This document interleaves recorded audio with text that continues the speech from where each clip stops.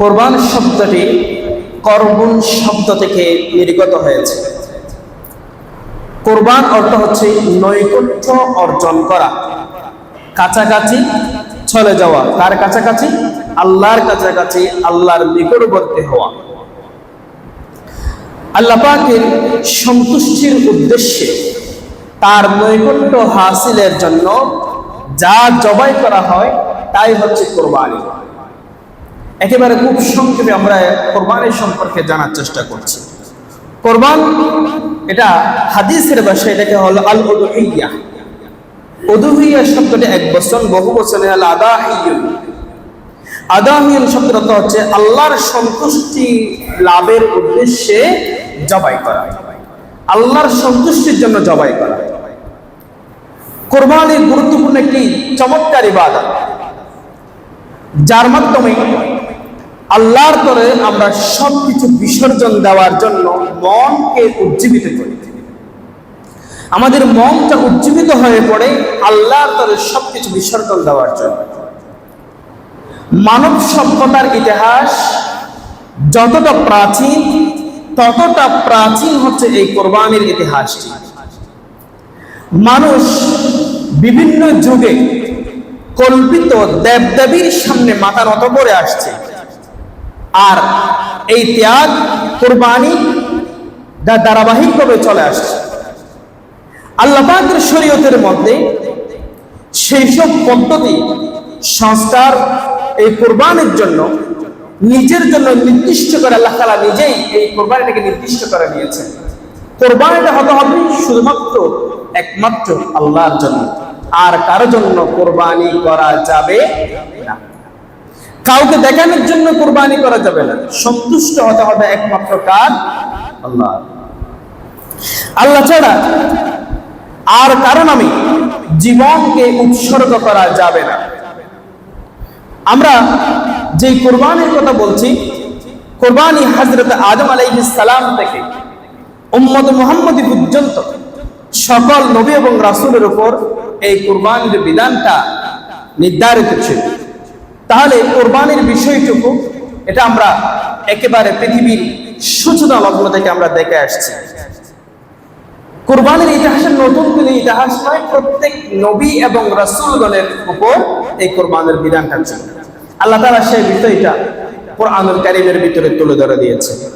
কোরআনুল কারীমের 17 নম্বর পারা, 22 নম্বর সূরা, সূরাতুল হজ্জের 24 নম্বর আয়াত আল্লাহ সুবহানাহু ওয়া তাআলা বলছেন, ওয়ালিকুল্লি উম্মাতিন জাআলনা মাওসাকান লিয়াযকুরু ইসমাল্লাহি আলা মা রাযাকাহুম মিন বাহিমাতিল আনআম।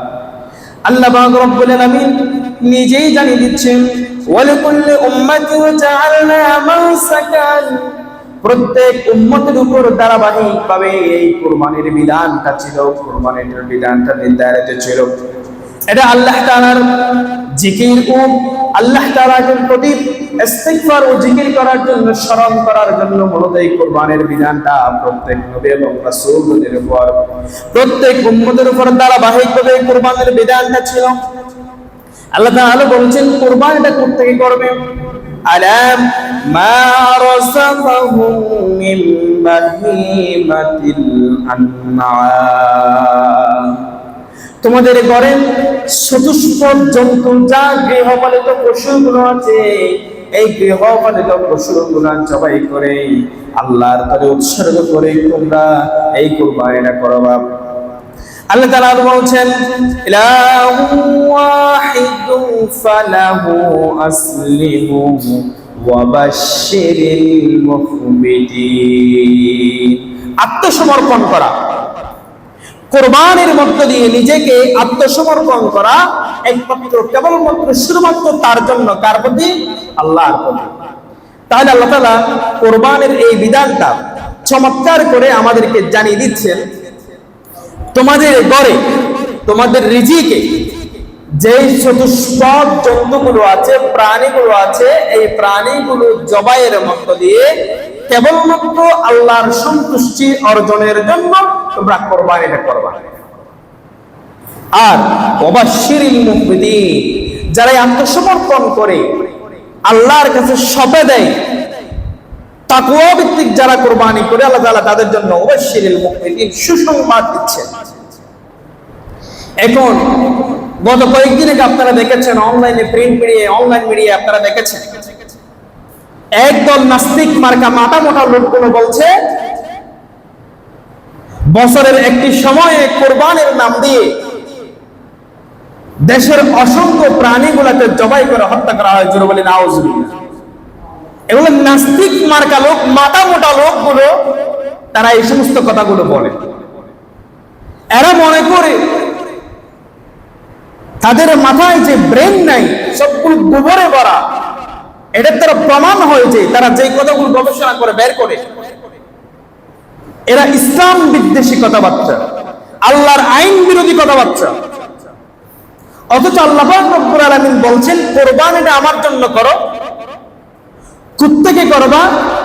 মা রাযাকাহুম মিন বাহিমাতিল আনআম, তোমাদের ঘরে যে চতুষ্পদ জন্তুগুলো তোমরা লালন পালন করো, গরু পালো, ছাগল পালো, মহিষ পালো, উট পালো, সেগুলো জবাই করে আল্লাহর জন্য সঁপে দাও। এই বিধানটাকে মোল্লার নাকি আল্লাহ? কথা বলেন, এগুলো বলেছেন কে? আল্লাহ বলেছেন। কে বলেছেন? বিধানটা দিয়েছেন আল্লাহ।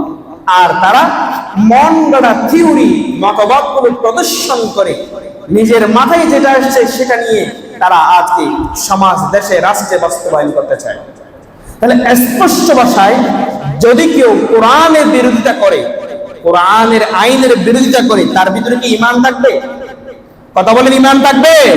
ঈমান থাকার কথাই তো না, কারণ সে আল্লাহর আইনের বিরোধিতা করছে। যদিও নাম সলিমউদ্দিন, কলিমউদ্দিন, রহিমউদ্দিন মুসলমান পরিবারের মতো সন্তানের নাম হতে পারে, কিন্তু তারা নাস্তিক মার্কা হয়। ইসলাম বিদ্বেষী কাজ বাস্তবায়ন করার জন্য তারা আজকে ঈমান থেকে দূরে সরে যাচ্ছে। সম্মানিত ভাইরা, তাহলে এই জন্য আমরা আল্লাহর বিধান বাস্তবায়নের জন্য আমরা সব সময় তৎপর, আমরা ঈমানকে মজবুত রাখতে চাই। কুরবানির ইতিহাসটা আজকে নতুন কোনো থিওরি নয়। আজকে হাজার হাজার বড় যদি পরে এসে যদি তারা বলে কোরবানির অমুক অমুক ব্যাপার, অথচ ইসলাম কি বলে, কোরআন কি বলে, হাদিস কি বলে, আমরা সেই বিষয়ে একটু লক্ষ্য করব, তখন আমরা বুঝতে পারবো আসল বিষয়টা কি। কুরবানি কিভাবে শুরু হলো বিষয়টা আপনারা কম আর বেশি অনেকেই জানেন। আমরা কোরআনুল কারীম থেকে সেই বিষয়গুলো জানার চেষ্টা করব।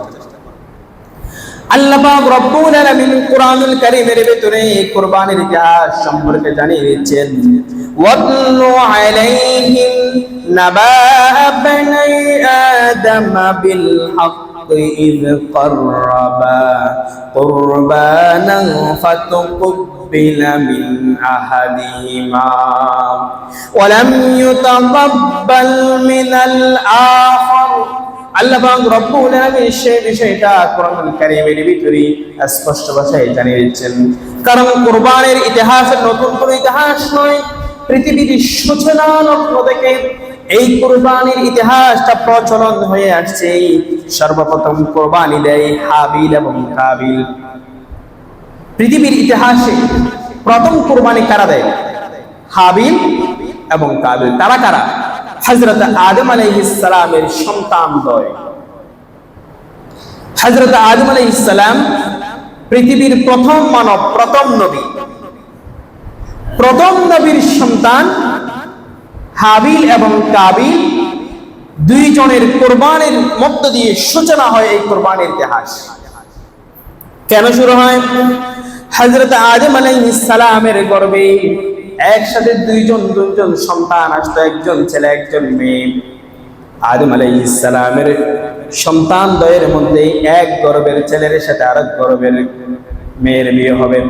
শরীয়তের বিধানটা ছিল এরকম, কারণ তৎকালীন সময়ে আর কোনো পৃথিবীতে মানুষ ছিল না। হযরত আদম আলাইহিস সালামের শাসনামলে তার নির্ধারিত বিষয় ছিল এক গর্ভের সন্তানের ছেলের সাথে আরেক গর্ভের মেয়ের বিয়ে হবে। সিদ্ধান্ত চূড়ান্ত হয়ে গেল। উপযুক্ত যখন বয়স হলো হাবিল এবং কাবিলের বিয়ে হবে, তখন হাবিলের সাথে তার গর্ভে যেই কন্যা সন্তান এসেছে, তার বোন এসেছে, তার নাম হলো লিওয়াজা। হাবিল